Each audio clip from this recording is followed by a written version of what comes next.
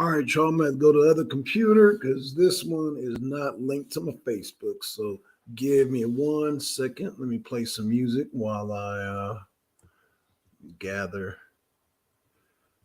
get the other computer to go. Let me let's see, Saturday. That's different.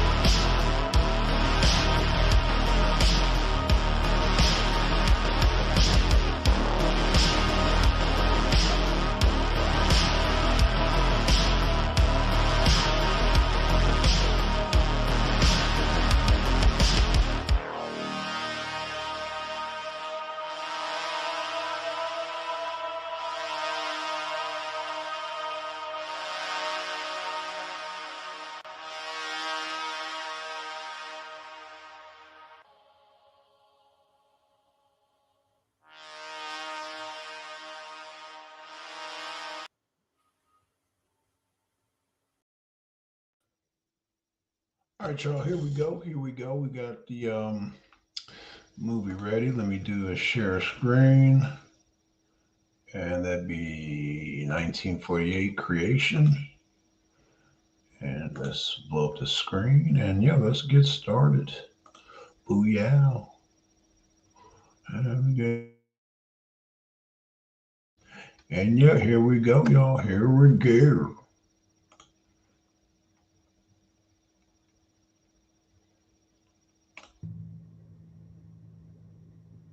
يلا يلا. There are no signs for them. You won't see them on tourist maps. But if you know where to look, if you remember where to look, you can find them, and hundreds like them across Israel.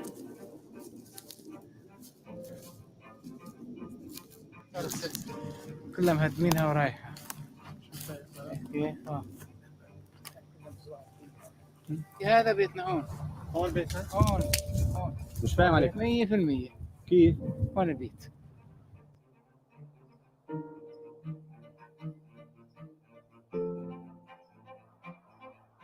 To know the stories of these ruined towns and villages is to understand the heart of the Israeli-Palestinian conflict.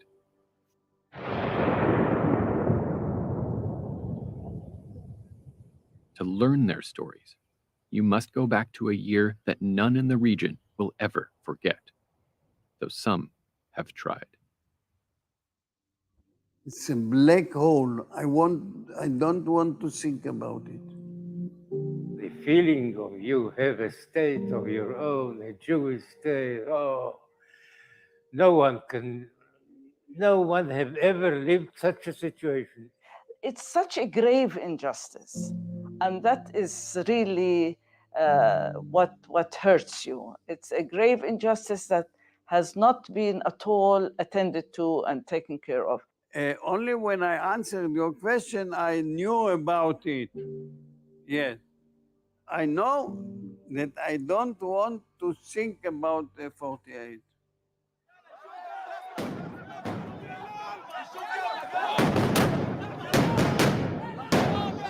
The Israeli-Palestinian conflict can seem impossible to comprehend.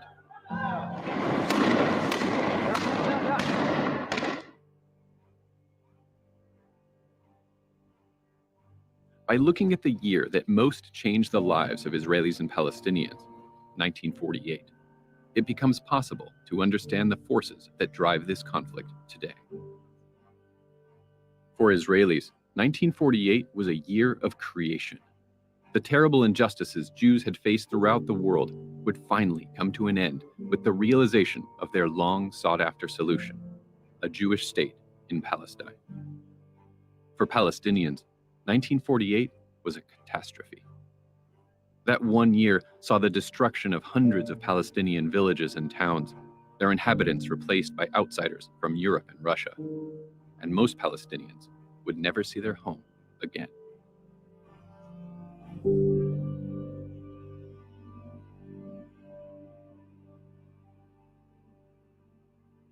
In the 1800s, Jews across Europe and Russia suffered persecution in many forms. Racial stereotypes of Jews were rampant.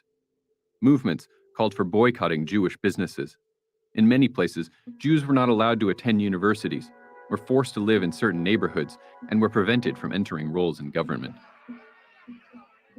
In other places, whole towns would rise up against their Jewish populations and attack them en masse, resulting in looting, robbery, rape, and massacres. Jews began to look for a way to end their suffering. Some came up with the idea to bring all of the Jewish people out of Europe and settle in a place where they could finally be secure. The place they chose was Palestine, and the movement, formed at the end of the 19th century, became known as Zionism. We were Zionists. We were for building a homeland. Well, what the Jews did in their little circles and societies abroad, which promoted Zionism, as it came to be called, is they gathered some money and then they sent off a family or a group of 20 people or whatever to Palestine. They bought little chunks of land and established small settlements. הרוח הייתה בהחלט של רוח של תקווה ושל התלהבות והרגשה שפה בונים משהו. Europeans had been colonizing land across the globe for centuries, and Zionism would follow in that tradition. But there was a problem that was overlooked by a popular Zionist slogan about Palestine. A people without land for a land without people. Okay, so they wanted to give the Jews a land because they didn't have land. But the problem is that the land they gave them had people. It was inhabited by Palestinians for thousands of years.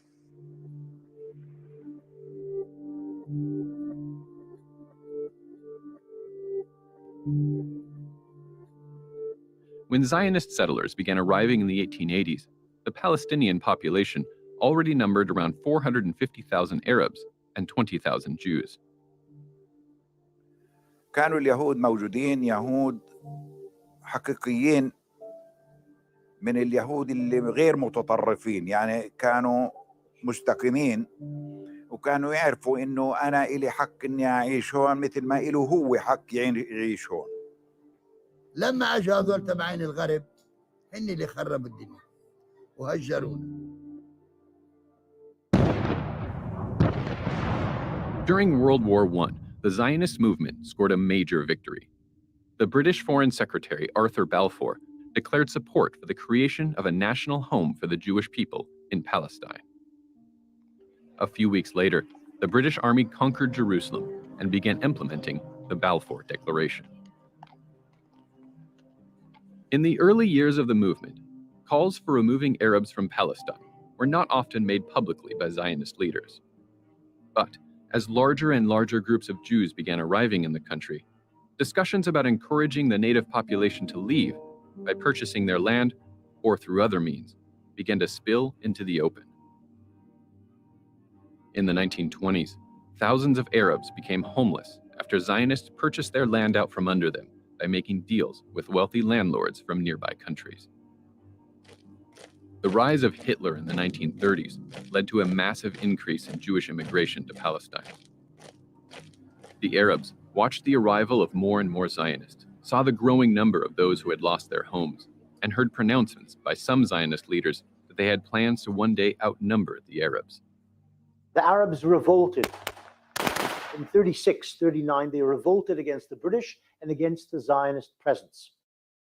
The leadership of the Zionist movement and the leadership of the Palestinian Arab population. They both have made the same diagnosis of their situation, and this is what they understand, that the establishment of any type of Jewish state in any part of Palestine where there was going to be a Jewish majority necessarily required the large-scale displacement of Palestinian Arabs. Early Zionism thought you can actually buy the Palestinians out. You can buy bits of the land here, you push them out, gradually you push them into Transjordan. By the mid-30s, the key figures within the leadership realized the only way to do it is to do it on a mass scale, to engineer it. In 1940, Yosef Weitz wrote in his diary, "The only way is to transfer the Arabs from here to neighboring countries. All of them, except perhaps Bethlehem, Nazareth, and Old Jerusalem. Not a single village or a single tribe must be left."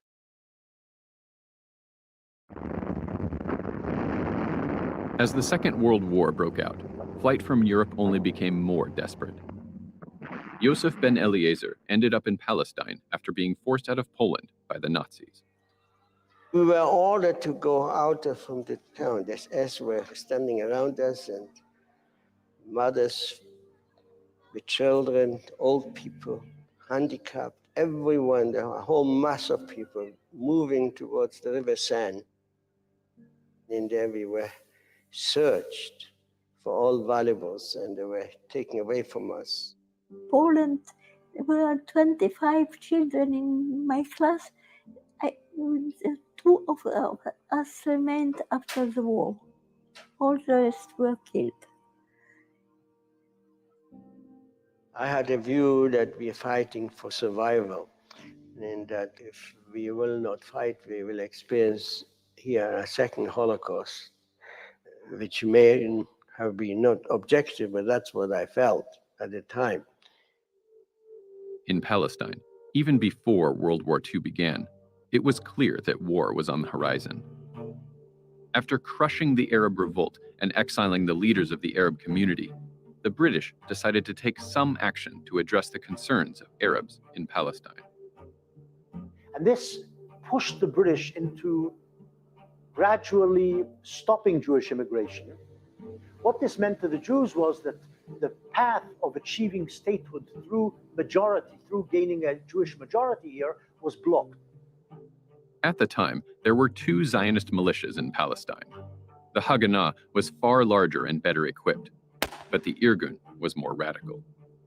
The Irgun refused to accept the British decision to restrict immigration into the country. So we started to fight against them.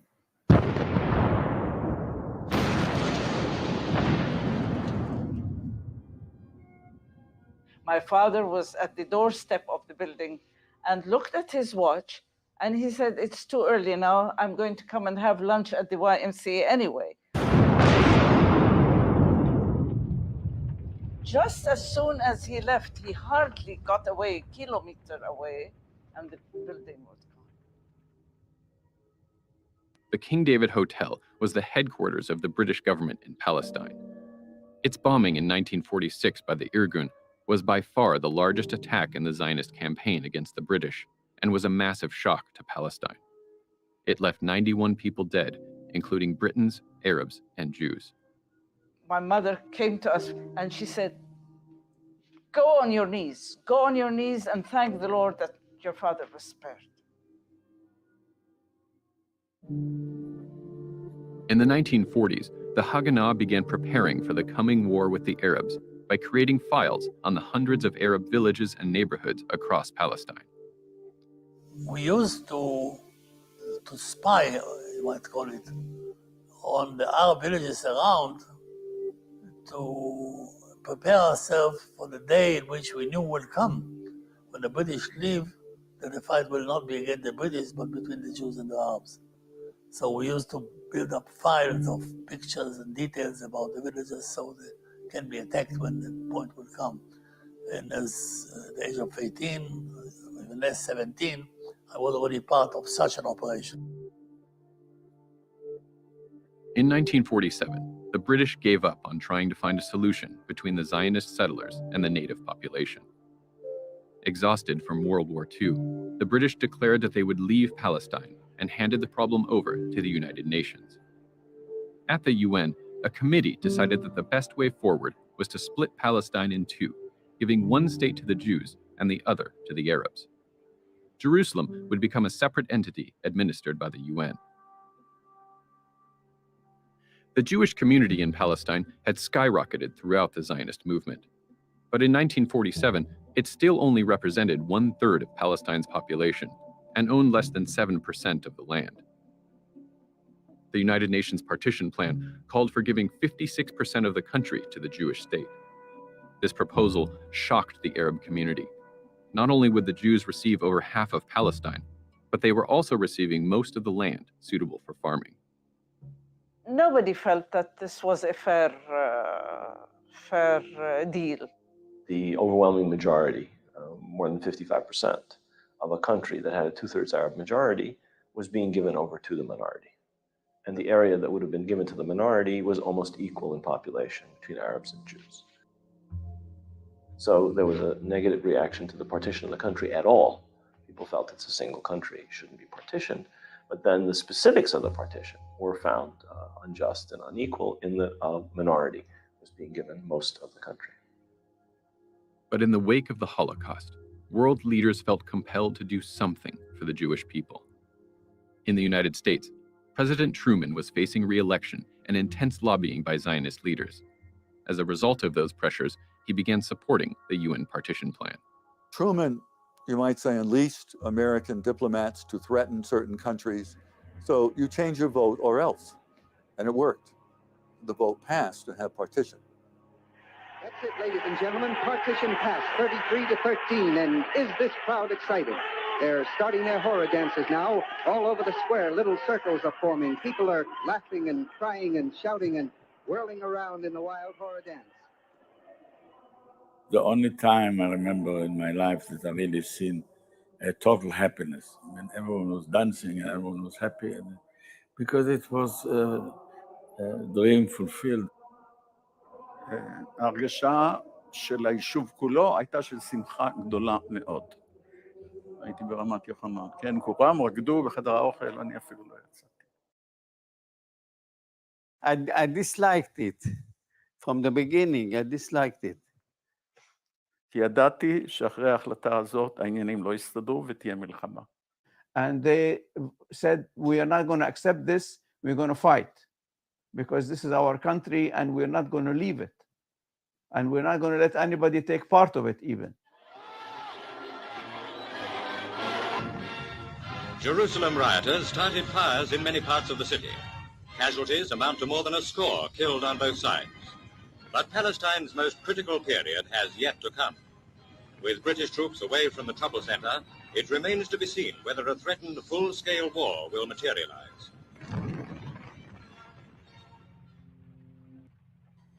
بدنا سلاح نقوم فيه. صار كل واحد يتبرع باللي عنده. فكنا نطلع على الجبل نقابل وين بيجي طريق يطلعوا منها اليهود علينا، وأنا من الناس اللي أخذوا بارودة طليانية مع 5 فشكات. Now, when we came to a village, and then was a barrier of stones, I was afraid. I had all a bus on my responsibility. Then they began to try to climb on there, and I shot, and I hit maybe 3, 4, I don't know how many. في يوم من الأيام إجت مجموعة يهود ودخلوا على البلد في الليل ولغموا بيوت ونسفوهن، قتلوا أهلهن، ومن هناك بدأت المعركة بين أهل البلد وبينهم يعني، فصاروا أهل البلد يشتغلوا أسلحة فاهم ويقاوموا. Because the British ran the government of Palestine, neither the Jews nor the Arabs had an official army. However, by 1947, the Haganah, the militia of the mainstream Zionist parties, had become a well-developed force of 35,000 to 40,000 fighters, nearly 4 times more than the poorly equipped Arab militias. The only Palestinian leader at the time was someone named Abdul Qadir al-Husseini. And he was quite effective in rallying people to his cause. Oh, he was a force to be reckoned with. He had a big following. He was a fighter, a freedom fighter. اليهود كانوا يعملوا انفجارات، احنا تعلمنا منهم الانفجارات. صاروا يزتوا تفجيرات، براميل يدحلوها من شارع يافا الأبين من فوق تيجي عنا يافا، فأخافت العالم. هذا الشيء اللي خوف العالم، صاروا يهربوا. قالوا Haifa Refinery was one of these rather rare cases where you had Jewish and Arab workers working together. So the Irgun members drove by the oil refinery one day and threw a bomb into a rather large group of Palestinian Arab workers standing outside of the break. The Palestinians then responded against their fellow Jewish workers. صار معركة في الشمالية هاي بالريفينري، راح طرب من اليهود القتلة. There was a revolt there, and the Arabs said about the Jewish workers. We got called out there. Terrible disaster. Bodies all over the place. ואז יצאנו לפעולת תגמול, נקרא לזה, על כפר ערבי שנקרא בלד אל-שייח. ירינו, הם ירו עלינו, נהרג שם בחור על ידי, ואני ועוד חבר הוצאנו אותו, לא היה לנו אפילו אלונקות, אלא על הכתפיים. The retaliation at Balad el-Sheikh left dozens of Arab men, women, and children dead. It had been 4 weeks since the announcement of the UN partition plan. The British had announced that they would complete the evacuation of Palestine on the 15th of May. Zionist leaders began preparing for a Jewish state. On March 10th, the Haganah adopted Plan Dalet, also known as Plan D. This plan outlined an overall strategy for the Jewish militia. Its stated goal was to prepare the coming Hebrew state to defend itself once the British army had left. But historians strongly disagree about the intentions of the plan. It's geared, and it says that it's geared, to securing the Jewish state and the border areas and the main roads between the Jewish urban concentrations, to securing the Jewish state in advance of the Arab invasion. It's completely ridiculous. I mean, it's very clear that Plan Dalet was a plan not just to take over, but to empty of their population all of these villages and cities. Now, were there people who understood that writing down on paper we will expel this population was probably not a wise thing to do, yes. But was there a clear intention implemented to the letter to expel the populations? And more importantly, not to let them return? There was. The most important part of Plan D was the set of orders that came outside of Plan D. The orders were strikingly clear and unambiguous and used the word letaher in Hebrew, which is to cleanse, or to destroy, which is lehashmid, or to expel, which is legaresh. I think the role of the historian is to fuse these military orders with the plan itself, and then you get an idea of the intention and the implementation.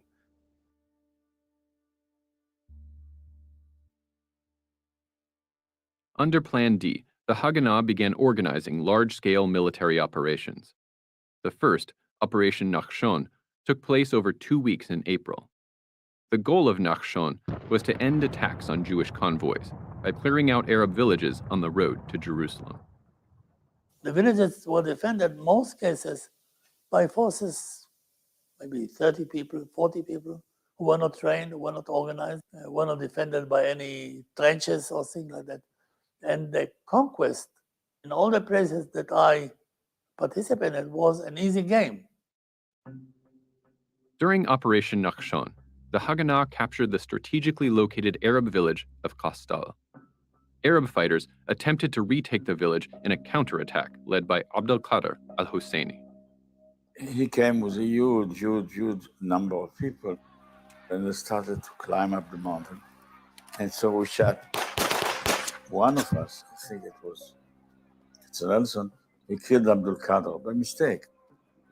And we saw this man with a big kafia and his very elegant clothes, but we didn't know who he was. And then the Arabs made the biggest mistake in the War of Independence. Instead of taking the castle and keep the road closed, they went to Jerusalem to the funeral of Abdul Qadir al-Husseini. كنا في القدس أنا وأبوي، والكل كان يبكي لأنه هذا رمز القضية الفلسطينية.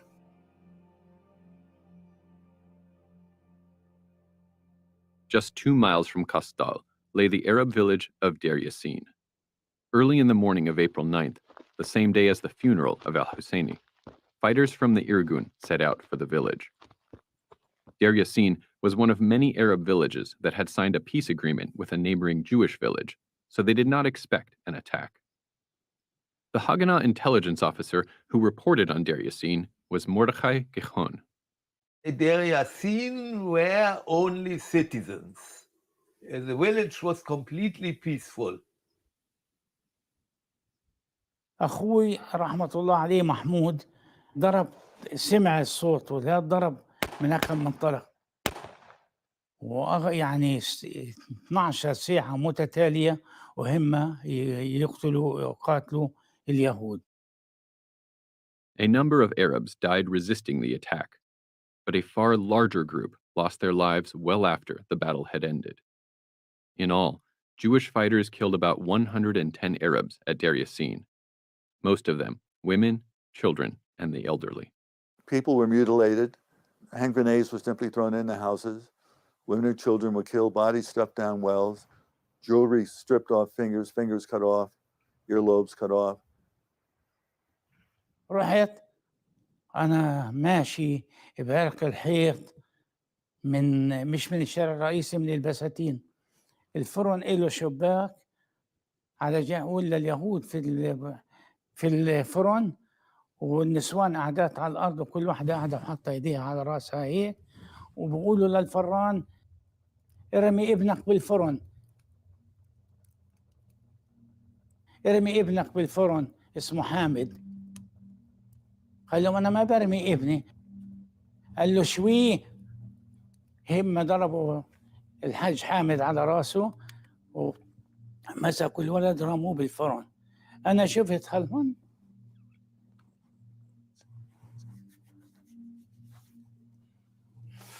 شفت هالمنظر ما تمش فيها حيل من مرة. يعني بعدين مسكوا الأب حطوه وراه، قالوا له الحق ابنك.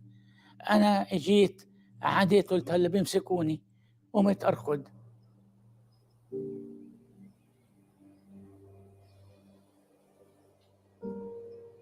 After the massacre, they took the people which remained, they took them in a car and went through Jerusalem. Irgun trucks full of survivors paraded up and down streets in Jewish neighborhoods. Spectators mocked, spit at, and even stoned the villagers. It was very ugly. After these things, I did not know if I am a Zionist. After the attack, the Haganah sent men to cover up the atrocities. They came to me and gave me a platoon of soldiers and told me, go there and make order. And so I came there and I was shuddering because I see how the dead were strewn and they were eating sandwiches with marmalade. For some time I couldn't eat marmalade after that. And then I told them, look here, I'm going to fire and shoot and kill you if you don't clean this up. And so they made graves and buried them, and a few they threw in a well, and everything was apparently clean. And then everything looked peaceful.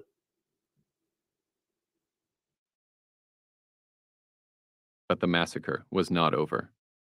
Some villagers remained in Deir Yassin, hiding in their homes. For 2 days, Irgun fighters searched for survivors. مروا مرتين ثلاث ما عرفوش، والله ما شافونا، لولا الولد صار يبكي. أخذوا عزمي صرنا نبكي لأنه ولد أدنى. قال هذا بيبي رجعوه. كمان شباب صفوهم على الحيط حوالي 15 واحد ورشوهم قدامنا. إحنا حملونا في بيك اب. لما وصلنا المنطقة اللي بين العرب واليهود طلع لي واحد عينين زرق حلو، شخصية محترمة، أبو 18 سنة. قلت له بالله عليك أنت عربي؟ قال تفضل ما تخافش أنتوا عند العرب هلأ. Most of the images of the Deir Yassin massacre are in the archives of the Israeli army. The archive refuses to release many of the images and intelligence reports on Deir Yassin, despite being well past the 50-year embargo for classified documents. Looking back, I'm still, after all those years, very much shocked, and I feel it is a disgrace on the Jewish state and of the Israelis. مذبحة دير ياسين كانت هي الحافز الأكبر للقرى اللي تهرب بأولادها وأطفالها وبناتها ونسوانها. قالوا أخذوا البنات يعني وفضعوا فين وسووا كذا وعملوا كذا. هذا اللي خلانا إحنا نشرد. The massacre at Deir Yassin was far from the only massacre of the war, but it was the most widely publicized. تسمع كل القرى في مذبحة دير ياسين. دير ياسين دير ياسين معركة دير ياسين مزدرب دير ياسين دير ياسين أحداث دير ياسين. By far the most massacres, rapes, atrocities, etc., were committed by Israelis, particularly after 1948 independence, then by Palestinians or by Arabs.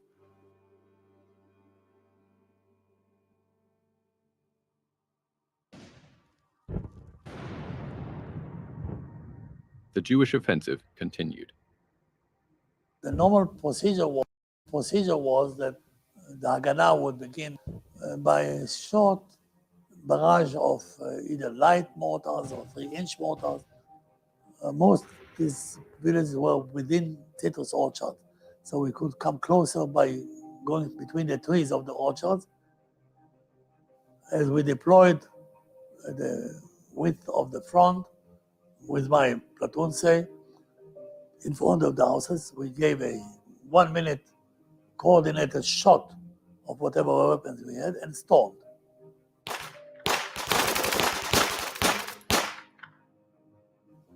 And in at least 2 or 3 of these places, when we came into the houses, there was nobody there. There was still coffee on the pot.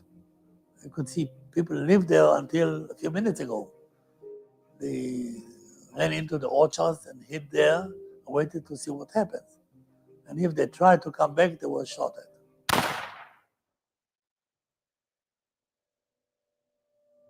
Haifa was the second largest city in Palestine, and its port served as the main exit point for the evacuating British army. So there were a large number of British troops there. Well, Haifa was a mountain town, straddled Mount Carmel. The Arab population tended to live down at sea level. So there was a lot of shooting going, sniping, rifle fire, and bombs and things.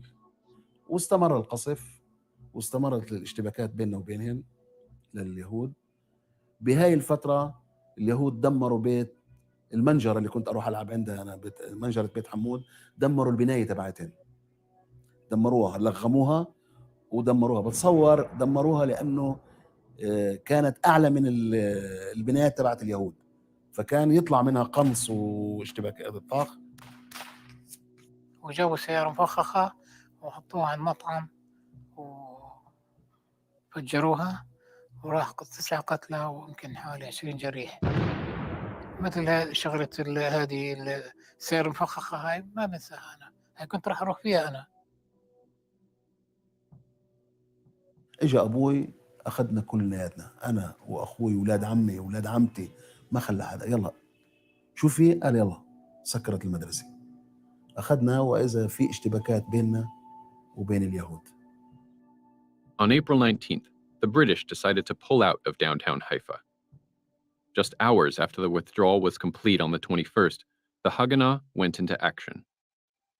The operation, with its very ominous name, cleansing the leaven. Leaven is the bread that is left before Passover. And as a Jew, you are supposed to clean even the last crumb. Now, if you apply it to people, you understand that the idea is to cleanse every person who lived in Haifa. The Jewish attack on Haifa was accompanied by a massive indiscriminate bombardment by mortars.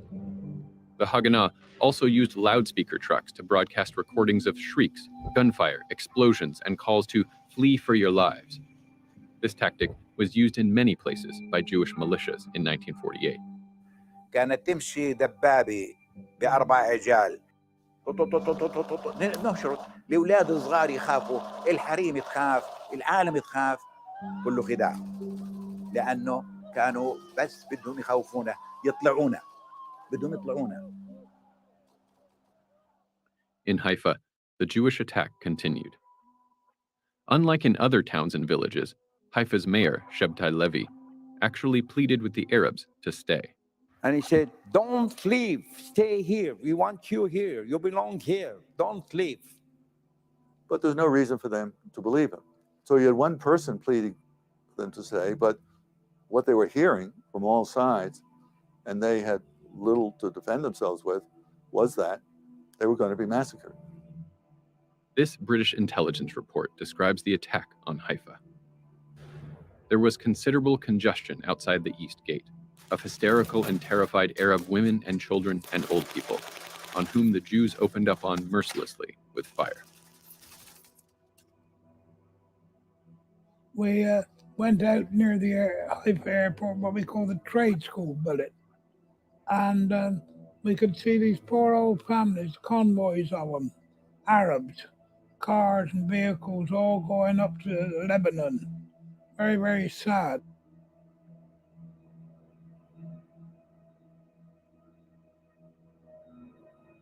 صاروا يطلعوا بالبحر احنا رحنا صرنا نجيب بالمراكب نجيب ناس من حيفا على عكا. اليهود عندهم زوارق حربية يضحكوا علينا، يضحكوا انه شو يعني طلقتين ثلاثة بروح له شيء كذا. Prior to the war, Haifa had been home to 70,000 Jews and 65,000 Arabs. By May, all but 4,000 of the Arabs had fled the city. We wanted to intervene in it, but we weren't allowed to. As simple as that. Simple as that. The Arab city of Jaffa would be the target of the next Zionist offensive. Jaffa was immediately adjacent to the Jewish city of Tel Aviv and home to the other major port in Palestine. When the clashes started, nobody was prepared to fight in Jaffa. No arms, no munition, no administration, no leadership, no organization. وباستمرار في الليل اطلاق النار باستمرار من اليهود ومن العرب. يدخل جيب في وراء 4 مثلا جنود او عسكر او المهم معهم اسلحه. كان في منهم يطلق النار عشوائي على الشعب اللي في الطرق يعني هيك.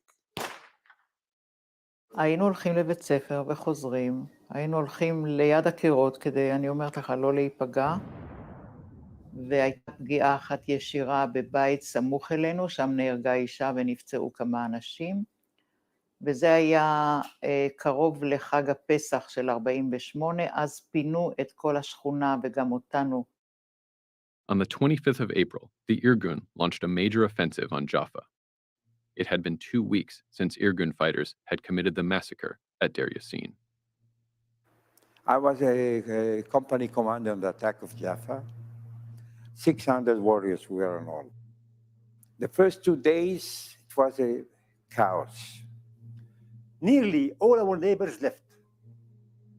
I was 16 years old. I told my father, I'm not leaving from here. Why? I'm not leaving from here. We stay here. Either we die here or we live here. On the first day of the attack on Jaffa, the Irgun commander Amichai Paglin had made his objectives clear: to prevent constant military traffic in the city, to break the spirit of the enemy troops, and to cause chaos among the civilian population in order to create a mass flight. On the third day, he succeeded. يوم بنتساش يعني قعدنا بالجوع بدنا اكل، طلعنا تحت القصف، الواحد فاضي ياخذ اكل ولا يهرب بروحه. لما بكون نازل الشتاء زي الشتاء القذيف على البيت، ايش فاضي يحمل الواحد؟ ما نقدر نحمل شيء، يعني يلا مصريات يقدر يهربوا فيهم. 4 or 5 mortars were down in front of our home in the old city of Jaffa. Then my father told me, what are you waiting for? It's only a matter of week time. We can go, we come back. The people of Jaffa left half by force, I would say. The Etzel used to bomb Jaffa again and again. People ran away. We also told from mouth to ear that if the Jews will enter, it will be a terrible slaughter. So they ran away. خرجتين والحكين وطلعنا بالمركب وكانت صاروا يضربوا علينا بال 120 على المركب كمان. في 75 عيلة 100 عيلة كانت. ركبنا بالمركب قعدنا حوالي 3 أيام بالبحر. Anwar Saka still remembers walking through Jaffa's streets before war broke out. I used to see the ships, sometimes 30 to 40 ships outside the marina.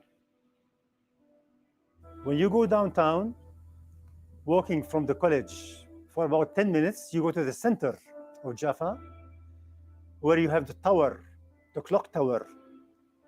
Then you go down to a main street, fashion street where boutiques, fashionable boutiques existed.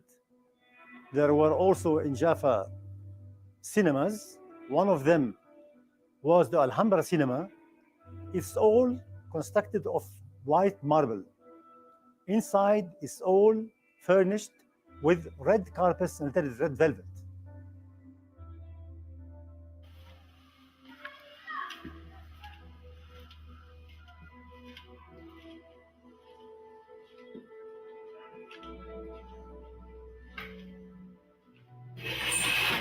Today, at his home in a refugee camp, Yusuf al-Arwadi still keeps a collection of documents to remind him of his life in Jaffa.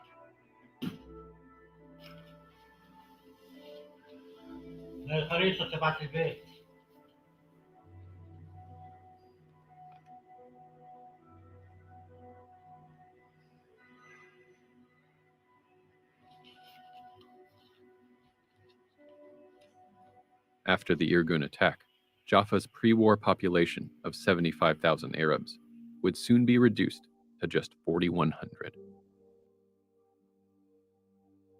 It's not easy when you found yourself in a moment, losing everything. Your family, your home, your business, your school, your past, everything completely. And thrown out in the street to nowhere.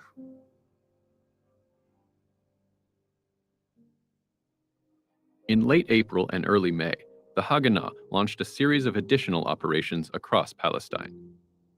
In a few places, Arab fighters managed to organize a strong defense. And there was one very crucial fight on San Simon, which is a monastery, Jerusalem. We fought and they were winning. Some of the wounded people were lying there on top of dynamites in case we have to withdraw. We cannot take all of them. They will kill themselves. And then at the end, there was something happened that no one knows what. And they started to withdraw. And that saved Jerusalem. The Jewish settlements that made up the Etzion bloc south of Jerusalem fared much worse. An Arab assault destroyed all 4 settlements. 129 Jews died, many of whom were massacred after their surrender. It would be the worst Jewish defeat of the war. But by and large, the final weeks of the British Mandate went in favor of the Jews.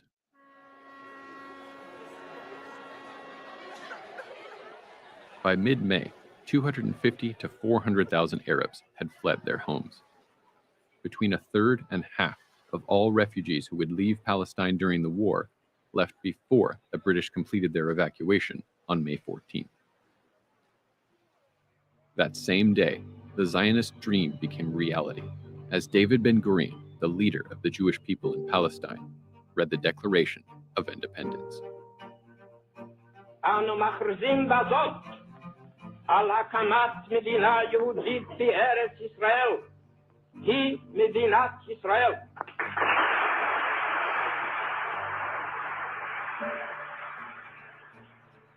With the declaration of the state, the Jews of Palestine would now be called Israelis.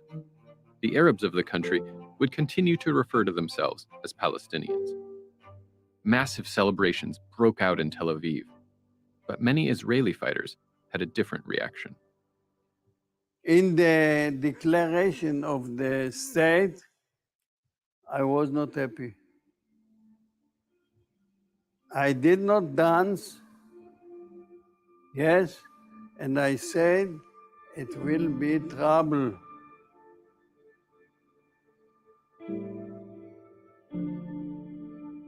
With refugees pouring into their countries, Arab leaders could no longer ignore the crisis in Palestine. The day after the British left, units of the Egyptian, Jordanian, Syrian, Iraqi, and Lebanese armies entered the war. There was a strong sense of fear. We knew that we don't have airplanes, we don't have tanks yet. This week's news includes pictures in Palestine taken from the Arab side. They show troops of the Arab Legion consolidating gains in a Jewish district of Jerusalem, where much of the heaviest fighting in recent days took place. Fires continue to add to the very considerable destruction already caused in the city, and at this time, at any rate, there seemed little prospect of calling a halt to the Arab-Jewish war. It turned out now that there was one period in the war in which the Arabs had a superiority of power. And that was in May, when the Arab armies invaded Palestine and had weapons for which we didn't have an answer. But the general notion among Israelis, especially veterans of my age, that the whole war was like that. But if you calculate, as we did, the number of troops just in the Palestine theater, there are more Israeli fighters than there were Arab fighters. The armies that these states had were very small and they were poorly trained because these states had been occupied by European powers, either the British or the French.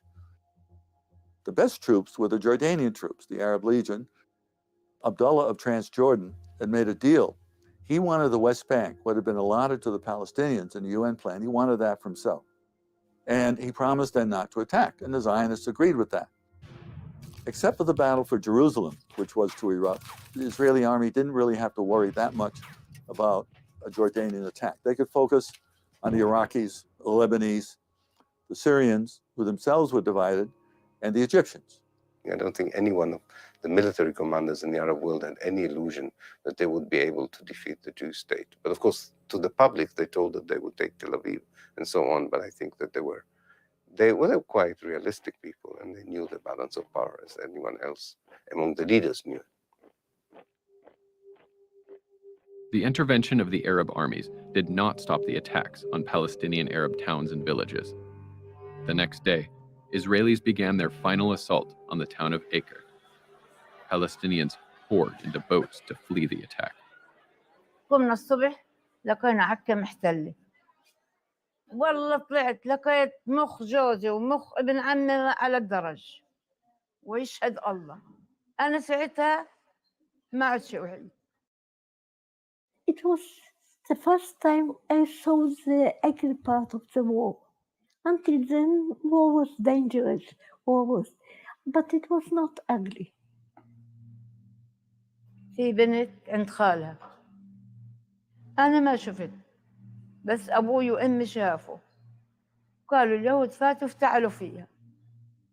وقتلوا خالها، ليش خالها حكى قتلوه. ولما صوتها تصرخ وخالها كلهم خافوا من الله ويصيح، أنا صرت أنتق، كل أبويا بوطي صوتك يابا لا يجوا كمان، بكفي راحوا جزانك أحسن ما يجي يابا يفعلوا فيك، وأبوي عمره 70 سنة.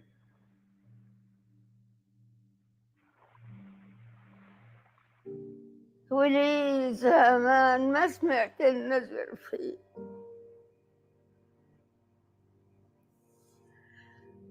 وبكل محناس عالدلي والبريق بكل فنجان تا منه انتهى. أخليك قد ما عاد فيك.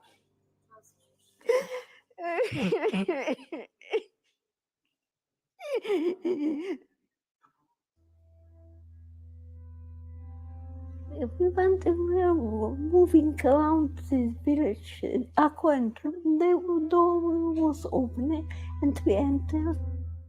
Under the table there was a pair of small shoes. They were eating, and then somebody told them to go away quickly. He didn't have time to put on the shoes on the baby. This part of the war, I have seen it the first time. This war is not a war of soldiers, it's a war of people, of children. And I started crying. The child needs his shoes. We need to send the shoes to the child. Where can he be?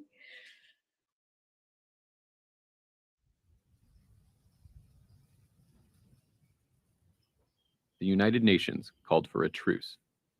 It began on the 11th of June.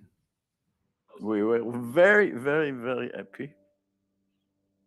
And we hope that we will not fight later on. During the first truce, the Arabs didn't do very much, whereas the leaders of the new state of Israel were extremely energetic in recruiting more troops, in training them, and most importantly, in illicitly importing arms from the Eastern Bloc, especially in Czechoslovakia. The truce ended on the 8th of July. The following day, Israel began Operation Dani. This operation targeted Ramla and Lydda, the two Palestinian towns that remained in central Israel and home to the international airport. This was a very strategic area, wheat fields, very fertile grain area, and you had incoming Jewish refugees. So you wanted that land not only as territory, the buildings, but you wanted the food. Just outside of Ramla is this mansion, where as a child, Mazen El-Khairi used to visit his grandfather. And I remember the garden in Wadi Hnain. The dahlias. The dahlias were so big. One of my uncles had peacocks. Yeah. And it was the jolly old times, as they say. At the outset of the battle, Lieutenant Colonel Moshe Dayan took a column of vehicles and sped through Lydda, shooting at anything that moved. They left the streets strewn with the bodies of men, women, and children, around 200 in all. And the place was conquered easily because the Arab Legion only put there one company which left in the middle of the battle. And it was only the semi-regular, untrained, unweaponed local Arabs that had to defend. But a few hours after the conquest, apparently by mistake, a small group of 4 or 5 Jordanian armored cars burst into Lod, turned around and went back. The Lod people thought that the Arab Legion at long last comes to defend them and rose up with their own weapons. As a result, the Palmach people started to shoot around wantonly. The next morning, around 250 more Palestinians lay dead. Israel's Prime Minister, David Ben-Gurion, went to Operation Dani headquarters to meet with its commanders, Yigal Allon and Itzhak Rabin. They asked Ben-Gurion what should be done with those who remained in Ramla and Lydda. According to Rabin, Ben-Gurion waved his hand in a gesture that said, "Drive them out." Shortly thereafter, Rabin issued orders for expulsion. Well, they came into each house at gunpoint, you leave. Each family was taken outside their houses on the street, and then we had to walk into sort of gathering areas. ואז ברגע מסוים כנראה החליטו לגרש את הערבים משם. וגירשו אותם. ואנחנו ראינו את זה, כי הם עברו בדיוק על ידינו, על יד המשלט שלנו. אנחנו היינו במשלט שנקרא דיר אבו סלאמה, וכל השיירה הזאת עברה על ידינו. Now we were sitting in Birzeit one afternoon, and then I watched the people of Ramle and Lydda coming, walking all the way from Ramle.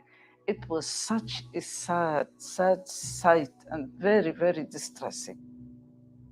We were lucky. They put us in a bus, not a truck. And we were driven to the border, and they started shooting over our heads to make us run.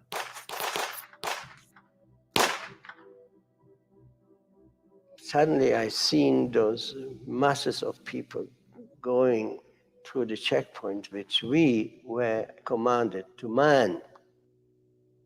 And they were searched for valuables.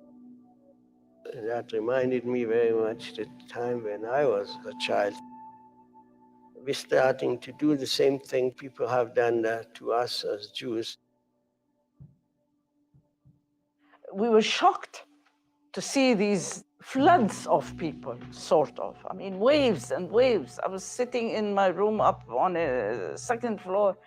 We couldn't believe we had to run down and see what was happening. אנחנו היינו, לא רק אני, כולנו היינו בדיכאון. אנחנו פשוט נזכרנו בגלות שלנו. זה לא... אנשים הולכים לגלות, זה היה מראה מאוד קשה. וכולנו היינו בשוק. זה היה מראה קשה מאוד. Everybody, I mean, the school, the church opened their doors, and my aunt opened the storeroom. Whatever we had, whatever was there, we just started boiling eggs, boiling potatoes, making salad, and whatever. And they came just so exhausted. Some of them were even not coherent. The children died on the road. They couldn't cope with the walk. It was a very, very traumatic experience, a sight that I'll never forget. There were Arabs standing between Lud and Ramle and crying. They want to get back to their homes, and I could do nothing. And I felt very strongly about it because I saw them standing there, no shoes, and now they have to start walking and looking for someplace else. Then came the night, and at night, I don't know how many, 15 or 16 or maybe 10, I can't remember, trucks full of people that just came on the ship from the Holocaust. And they took over the town in 5 minutes. And so the whole tragedy was there in one moment. Here are the Arabs who used to live there, and here people who come from the Auschwitz and Majdanek and all that. And they won, they took the city. And the Arabs had to go to Nablus and to Jenin and it's not that it's right or wrong, but it's just a fact. Prior to the Israeli attack, 50 to 70,000 Palestinians were living in Ramla and Lydda. Now, only hundreds remained. They took the elder member of the family. He was maybe at the time, maybe he was 70 years old, and the soldier took his wallet. I remember this very, very well. So anyway, they took more than the wallet, they took everything.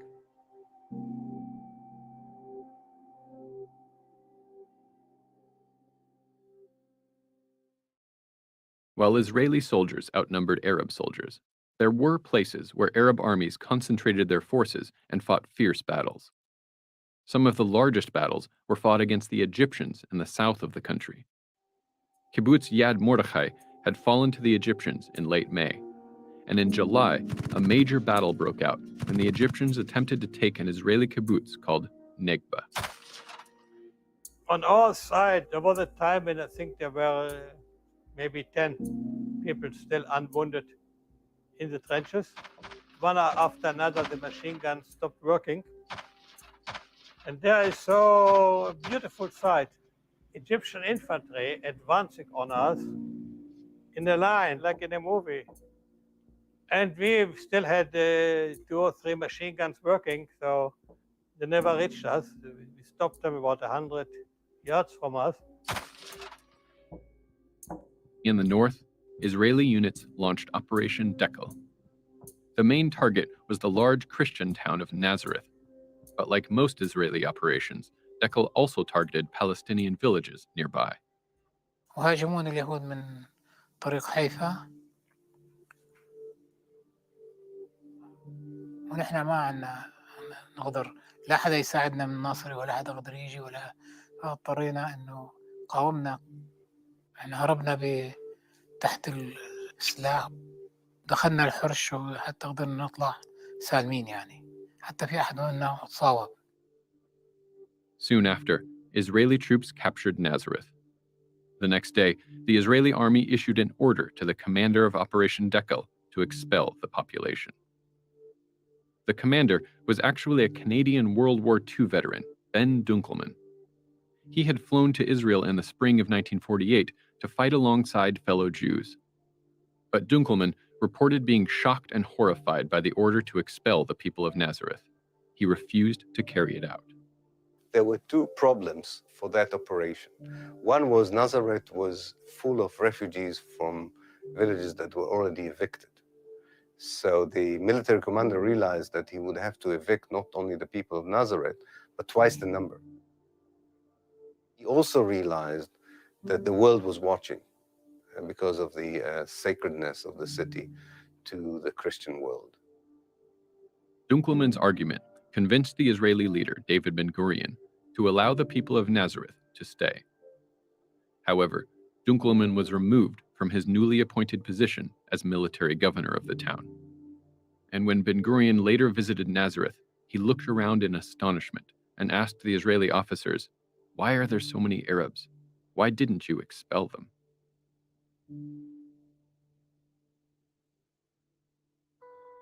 The second truce of the war began 10 days after the end of the first.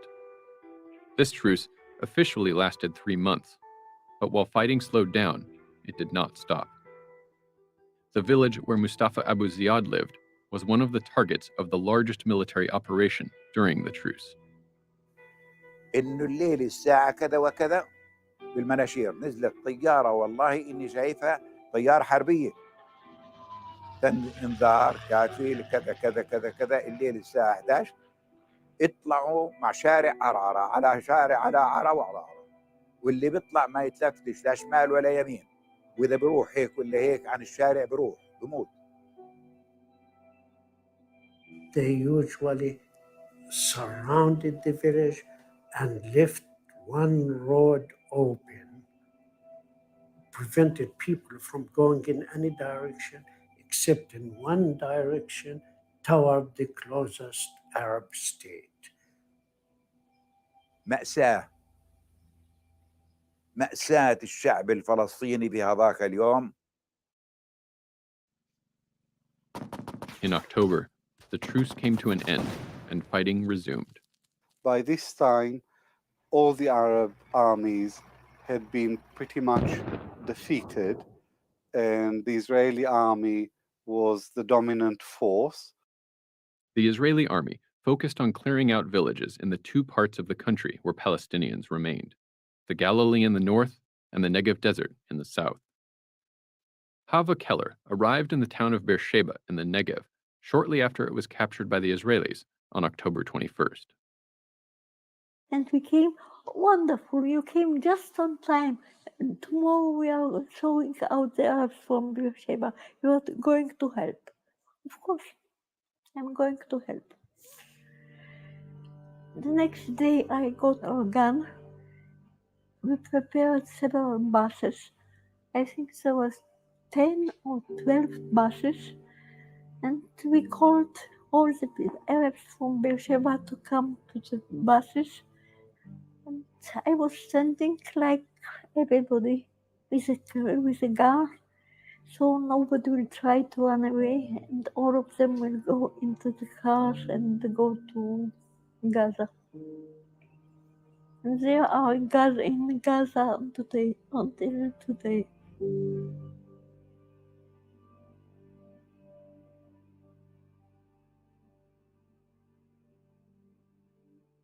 Nobody had an idea that this is a complete expulsion.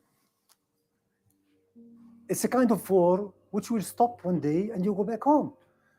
Wars happened all over the world. Towns have been occupied. Countries have been occupied. When the war was over, people got back home.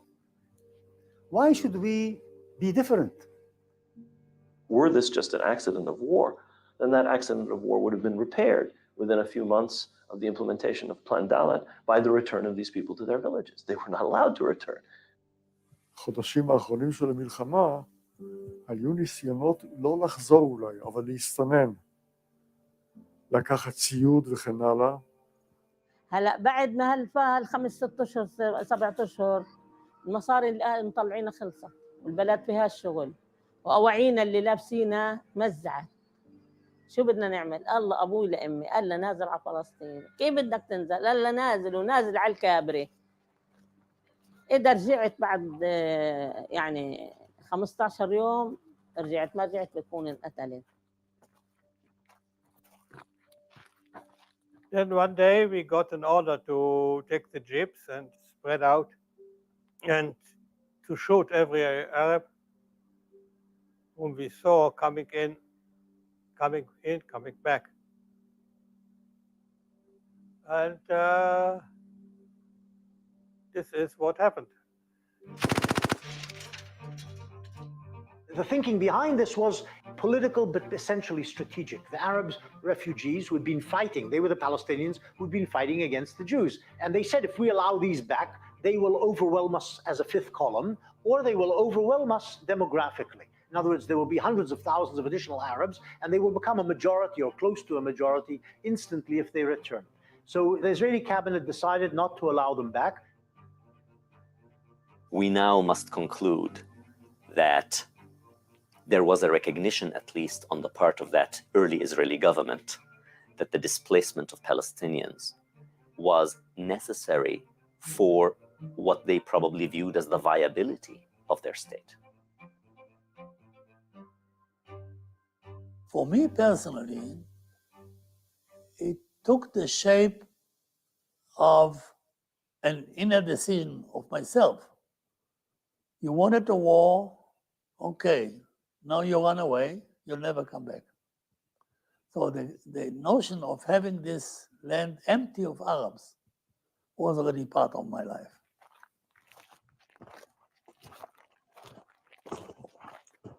وأمي تبكي وتقول إن خلاص يعني ما في أمل، قتل ومات. It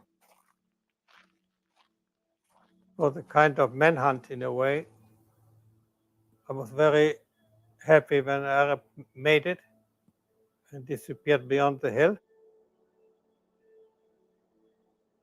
I was lying in an ambush. These were Palestinians who came back to the fields to reap the harvest. And one of them was going in the front to make sure that the road is open.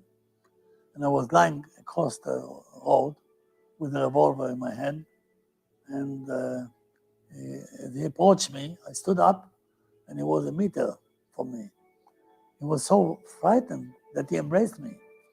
Then I became frightened. I didn't know what he has, a weapon, a revolver, a knife. So I shot at him. And that's a very strange experience. He fell to the ground from my hands.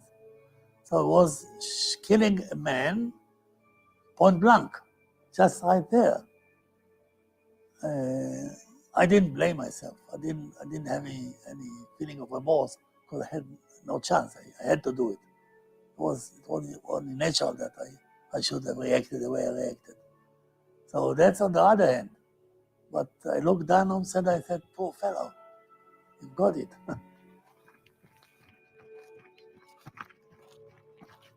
بعد شهرين إلا إجا أبوي علينا، نزل من ناحية الجبال وسقط على البلد ووصل للبيت لعنا ولقى البلد كله مهدوم. سقف البيت كله يعني هيك السقف في الأرض نازل مثل ما هو، كسر البطون ونشر الحديد وبحش الجورة، طال المرتبان الأزاز، كب المرتبان وحمل النصريات، حطم بعبه وطلع. The human costs of 1948 were high. 6,000 Israelis lost their lives in the war, nearly 1% of the population. Records for Palestinian deaths were not kept, but historians have estimated them to be 2 or 3 times those of Israelis. In 1947, there had been between 500 and 700 Arab villages in the area that eventually became Israel. When the dust of the war settled, all but around 100 had been emptied of their population. 700,000 to 800,000 Palestinians had fled their homes, about 8 out of every 10 Palestinians who lived in the area that became Israel. For decades after the war, the Israeli government claimed that they bore no responsibility for the flight of the Palestinians. Many Israelis still make this claim. We never wanted them to leave. Nobody told them to leave the area or otherwise. Don't tell me that nobody was forced to leave home. Everybody was forced to leave home. There is consensus on the fact that there was a large-scale displacement of Palestinians. There is also consensus on the fact that this displacement was forced. Some people fled out of fear. Some people fled because there were massacres. Some people fled because rumors were spread about massacres. And some people fled because they didn't just flee, they were actually actively expelled at gunpoint. All of this happened. What remains is the question of whether there was a plan of ethnic cleansing that was designed ahead of time and then systematically implemented during the 1947 and 48 war. And on this question, historians are divided. Now, the Arabs always maintained propagandistically it was a big expulsion. The fact is that most people simply fled the battle zones. In other words, the Jews attacked the militia bases, and during the attacks, or in fear of the attacks even before attacks occurred, Arabs began to flee. I don't know how much hangs on this. Either way, the tragedy is clear. What historians do know, and that there is no doubt about, is that the war through which Israel was born was a set of events that, with the same breath, were the destruction of Palestine and the displacement of at least 750,000 Palestinians. That is uncontrovertible. I think that when we talk about the refugee problem, it is not so much important whether we chase them or they ran away. It's not their fault that they wanted to run away.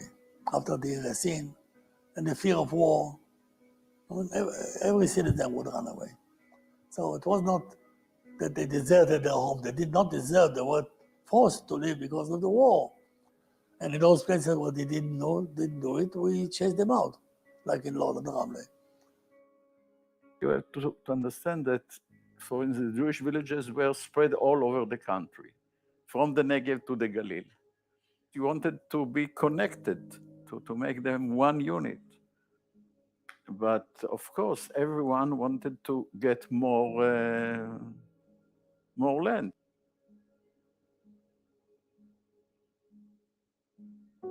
The fact matters that these people were suffering tremendously as they were running away. Thirst and hunger, and in the great heat, children were abandoned. And then later in the refugee camps, when they came up near Ramallah and suffered for many years and are not terribly happy even today. That doesn't mean that I think that they should come back to Lod. As I full-heartedly agree that I would shoot at them if they come back in, say, October, November 1948, I don't think we will need to shoot at them. But Israel cannot afford to take back millions of Palestinians and remain what it is today, a state in which I want to live. After the villages in Palestine were occupied in 1948 and the urban neighborhoods were taken, the new state of Israel decided to erase the Arab character of these places. And they did two major things. One was to plant forest over the debris and ruins of the villages. Pine tree forest that would give the places a European flavor and create recreational grounds there. And that they hoped would totally obliterate any memory of a village there. And the other one was to build immediately on the village a Jewish colony, quite often with a Hebrew name that resembled the Palestinian name, in order to say that this was originally a Jewish place that was depopulated by the Romans, actually, but never mind, but someone, and now is being repopulated and brought back to its rightful owners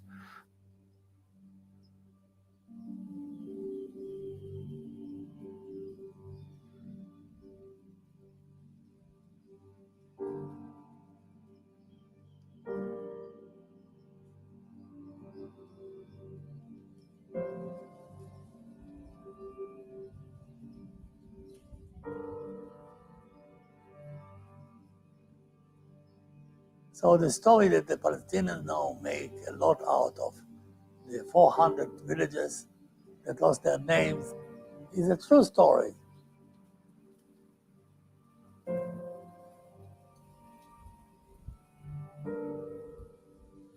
From our point of view, it's only part of the whole story, which was basically a displacement of one nation by another that laid off territories which were wide open for millions of immigrants that started to come in the 50s to the country and were settled in those lands.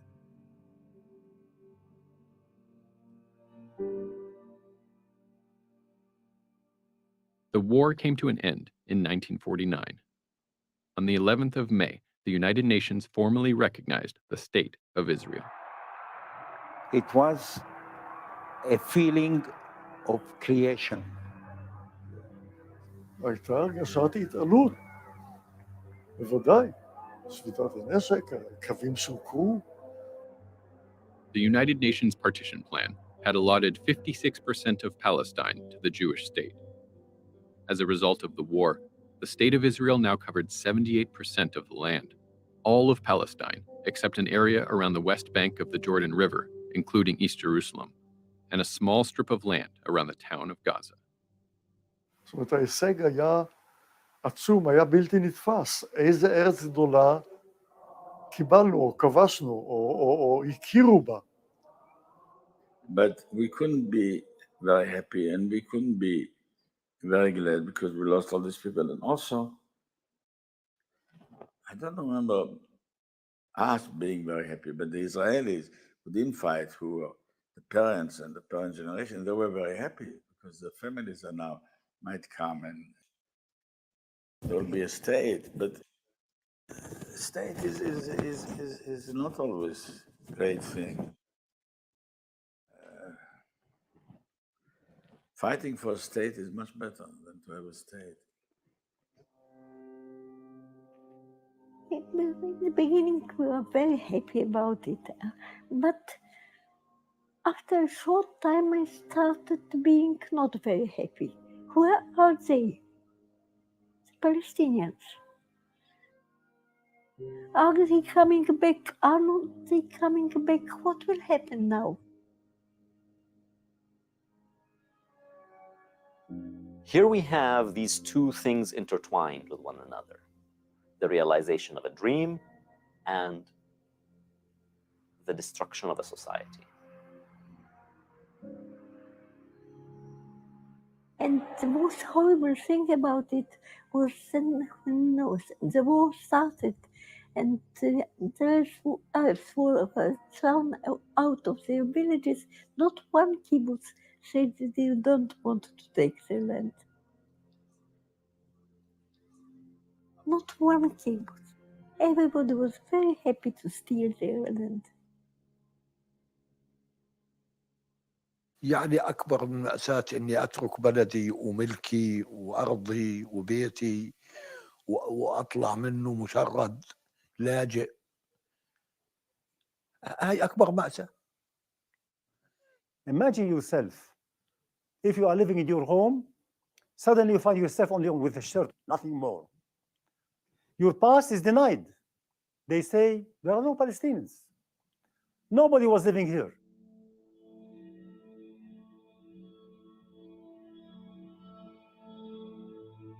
לא היו אפשרויות רבות.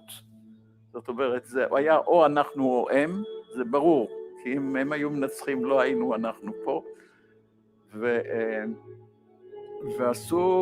וכל נסיגה הייתה יכולה להיות סוף של מדינת ישראל, זה לא ש... אז זהו, אז אנחנו לא היינו, ידענו שהם מסכנים, שהם דפוקים, אבל חיינו עם זה. אני לא יודע אם כולם ידעו, אני ככה הרגשתי. Refugees from the 1948 war and their descendants now number over 5 million. Many have spent their entire lives in the same refugee camps, in the Gaza Strip, the West Bank, Syria, Jordan, and Lebanon.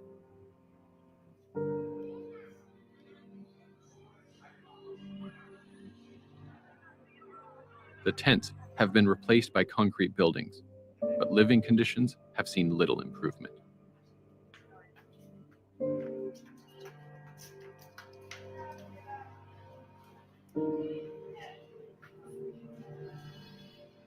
Many of these camps have been struck by war over the decades, forcing some to become refugees 2 and 3 times over.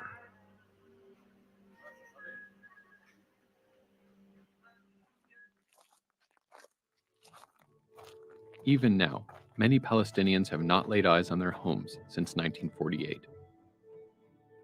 But some have managed to find a way back, if only for a few hours. 6 decades after the war ended, Hassan Zubaidi became an American citizen and was allowed to visit his village as a tourist. He found only rubble. But others have found their villages still standing. لا لا والله لو انك تشوف بلدي انا رحت زرتها والله تشوف بلدي جندي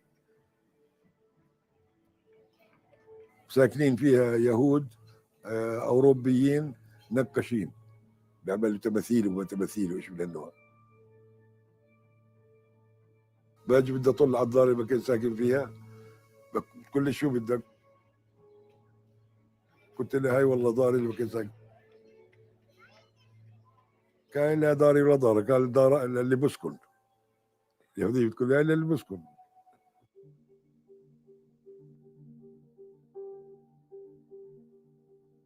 The Zionist movement was successful in establishing the State of Israel. But the dream of a safe haven for the Jewish people has not been realized. Since the end of the 1948 war, the Israeli-Palestinian conflict has only grown more complicated and intractable.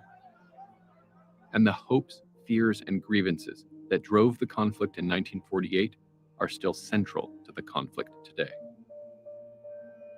Israelis build more and more settlements in the occupied West Bank, and Palestinians continue to be cut off from their homes and livelihood by military occupation, home demolition, checkpoints, curfews, and the construction of a wall that runs deep into Palestinian territory. As a result, Israel now controls nearly all of historic Palestine. Here's the question.